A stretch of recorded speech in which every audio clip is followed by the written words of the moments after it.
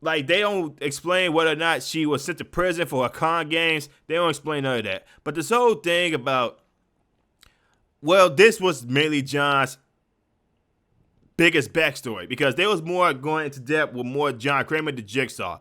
It was more of a backstory, and he was putting people in a trap, again, justifiably so, because they stole money from a bunch of cancer patients that gave him money and hoping that they would get a cure for their cancer.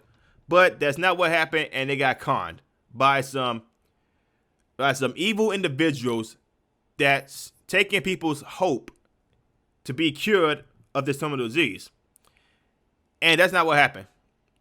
And they've been doing it for years and years and years. This story, it was more of a backstory for John Kramer, which I don't have no problem with.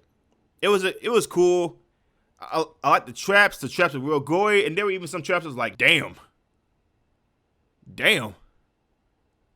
that's fucked up. But all in all, this is gonna be a very short video.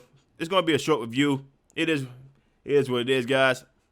But I would recommend, if you're a fan of the Saw series, I would recommend it. But Saw X, like I said, 8 out of 10. That's what I would give it. But let me know what y'all think about it in the comments below. If you guys like the video, like, comment, subscribe, share the video, hit the notification bell. I'll see you on the next one. Peace.